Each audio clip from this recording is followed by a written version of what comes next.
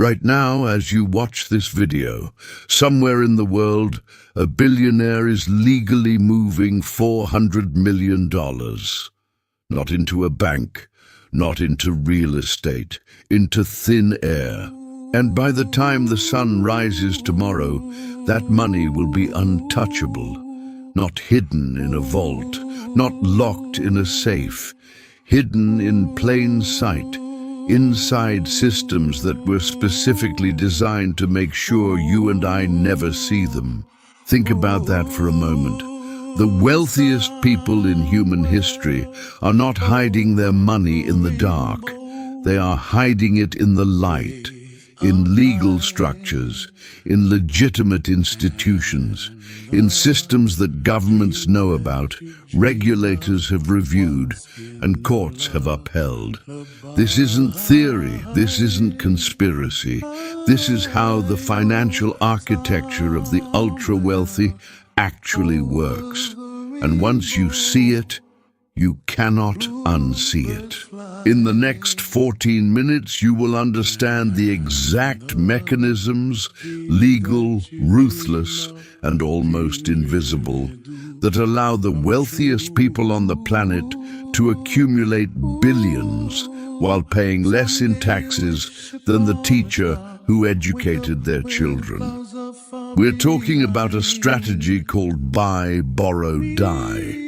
About shell companies layered across 5 international jurisdictions, about art vaults in Geneva that hold more wealth than most nations' central banks, about private placement life insurance, a product so exclusive that most financial advisors have never heard of it, and about a lobbying system so efficient that the people writing the tax code and the people benefiting from it are, in many cases, the exact same people. None of what you're about to hear is illegal. None of it is hidden in the traditional sense. It is all documented, reviewed, and publicly available for those with the resources to access it. The secret isn't the information. The secret is the assumption that this information isn't for you. Stay with me. This one changes how you see everything. Let's start with the strategy that ProPublica exposed in 2021 when they obtained the private tax records of America's wealthiest individuals. What they found stunned the financial world. In certain years, Jeff Bezos paid 0 in federal income tax. Elon Musk, 0. George Soros, 0.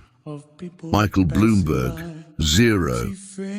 How is that possible for men worth hundreds of billions of dollars? It's called buy, borrow, die, and it works like this. You buy assets, stocks, real estate, private equity stakes, art. These assets grow in value every single year, sometimes by billions of dollars. But here's the critical detail that changes everything. Unrealized gains are not income. The moment you sell, you pay tax. But if you never sell, if you simply hold the asset indefinitely, you never owe a single dollar to the IRS. So how do you access the money? How do you spend it? You borrow against your assets. You walk into a bank, not a regular bank, a private wealth bank that caters exclusively to 9-figure clients, and you say, I have $10 billion in Amazon stock. Lend me $200 million. The bank says yes, instantly, at an interest rate close to 0, because the collateral is bulletproof. That loan is not income. Loans are never taxed. You've just converted $400 billion in frozen wealth into liquid, spendable cash without triggering a single dollar in taxes. And then, the final darkest step. When you die, your heirs inherit your assets at what is called a stepped-up basis. The original cost of the asset is legally reset to its current market value at the time of your death, which means decades of unrealized gains, billions of dollars of accumulated wealth that was never taxed during your lifetime, is permanently erased from the tax code. Forever. Buy, borrow, die. 3 steps, legal at every stage, and used by the same 3,000 families to protect more wealth than most countries will ever generate. But buy, borrow, die only works when your name is still attached to the assets. What happens when a billionaire wants complete, absolute anonymity? When they want to own without being seen? You build a labyrinth. In 2016, the Panama Papers, an $11.5 million document leak from a single Panamanian law firm, revealed the hidden offshore world of over 200,000 entities used by the global elite. Politicians, oligarchs, celebrities, drug lords, CEOs of publicly traded companies, all using the same basic architecture, all using the same invisible walls. Here's how it typically works.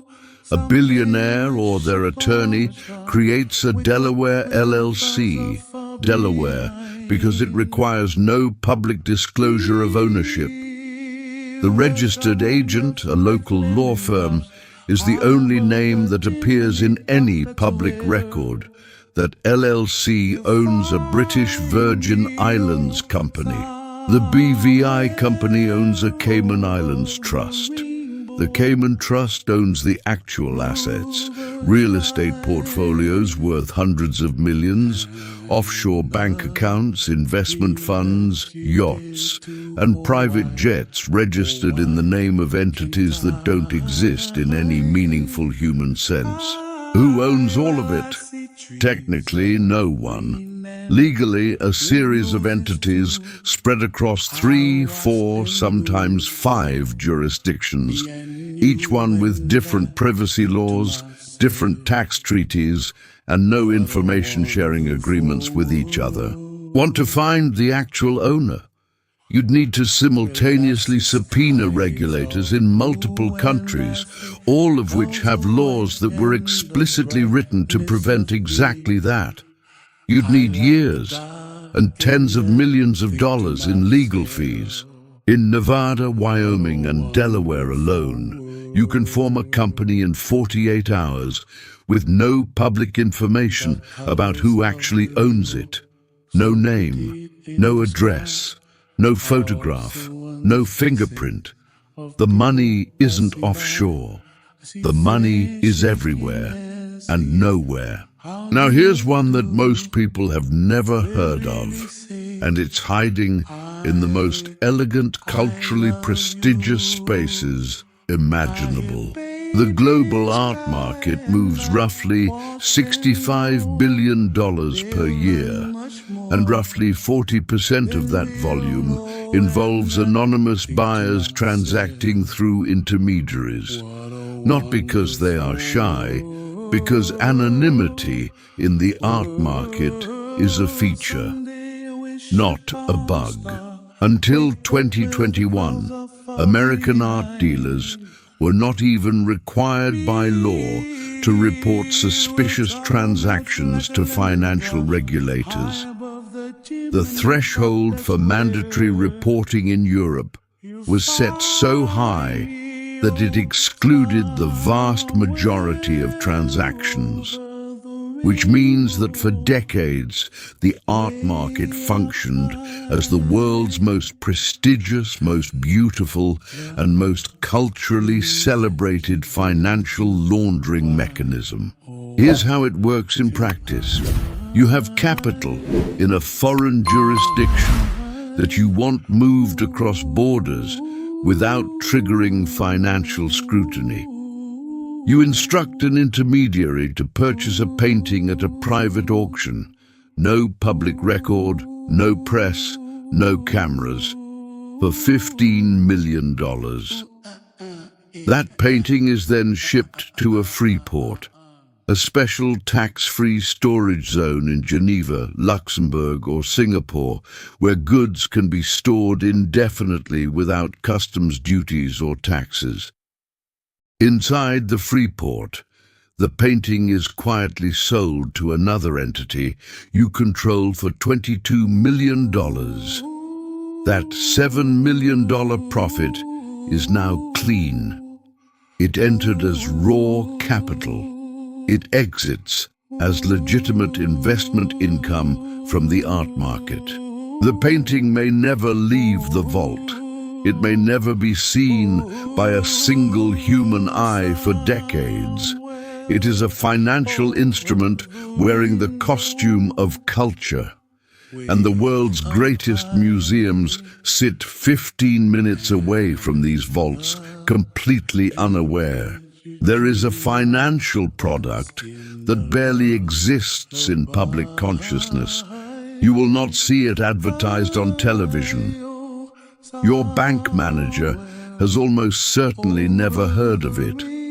Your financial advisor, unless they work exclusively with ultra-high net worth clients, does not have access to it. It is called Private Placement Life Insurance, PPLI, and it is, without exaggeration, the most powerful tax optimization instrument available to human beings living on this planet today. Here is the structure. You create a life insurance policy, a legitimate regulated insurance contract. Inside that policy, you place investment assets, hedge funds, private equity positions, real estate holdings. Those assets grow entirely tax-free inside the insurance wrapper. You can borrow against them tax-free. You can restructure them tax-free. And when the policy eventually pays out upon your death, the entire accumulated amount transfers to your heirs, completely income tax-free. The minimum investment to access this structure is typically between $5 and $10 million, which is precisely and deliberately why you have never heard of it. In 2021, the United States Senate Finance Committee identified over $40 billion held inside these structures by fewer than 3,000 American families. $40 billion. Sheltered from taxation. 3,000 families. In a country of 330 million people. And here is the darkest part of all. It is completely 100% legal. Every dollar was reported correctly to the IRS. The agency knows exactly what these structures look like. They have been reviewed, challenged, and upheld in federal court. The system isn't broken. The system is working exactly as the people who designed it intended. And that brings us to the deepest, most uncomfortable question of all. Not how do they do it, not even why is it legal, but who wrote these rules in the first place? Between 2009 and 2018, the financial and banking sector spent an average of $1.7 billion per year on lobbying the United States Congress. Every single year. That is $5 million per day, 7 days a week, influencing the people who write the tax code. Over that decade, they deployed over 17,000 registered lobbyists, more than 30 for every single member of Congress. The American tax code, at over 70,000 pages, is not the product of democratic deliberation. It is the product of decades of precisely targeted, professionally executed, legally purchased influence over the legislative process. Every loophole exists because someone paid for it to exist. Every exemption was written by someone who benefits from it. The carried interest loophole, which allows hedge fund managers to pay a 15% tax rate on their income instead of the standard 37% that their own assistants pay, has been called a national embarrassment by Warren Buffett, who personally benefits from it. It has survived every administration, both Republican and Democratic, for over 30 years, because the people it benefits have the resources to ensure its permanent survival. This is not corruption in the traditional sense. No one is passing envelopes under tables. It is perfectly legal influence over a perfectly legal process, resulting in a perfectly legal outcome that happens to benefit the same people who paid for it. The billionaires are not breaking the rules, they are the rules. So where does this leave you and me? Knowing this doesn't make you powerless, it makes you informed. And information, in a world that was specifically engineered to keep you in the dark, is the only real form of leverage that most of us will ever have. The systems we covered today are not secrets in any technical sense. They are discussed at wealth management conferences. They are taught in elite law schools and business programs. They are available, in theory, to anyone who knows to look. The secret isn't the information. The secret is the assumption that this information isn't for you. It is. If this video shifted something in how you understand wealth and power, subscribe. Because next week, we go inside the private banking system that serves fewer than 10,000 families worldwide and quietly manages more money than the entire GDP of France. Subscribe. Share this with someone who thinks the rich just work harder. I'll see you in the next one.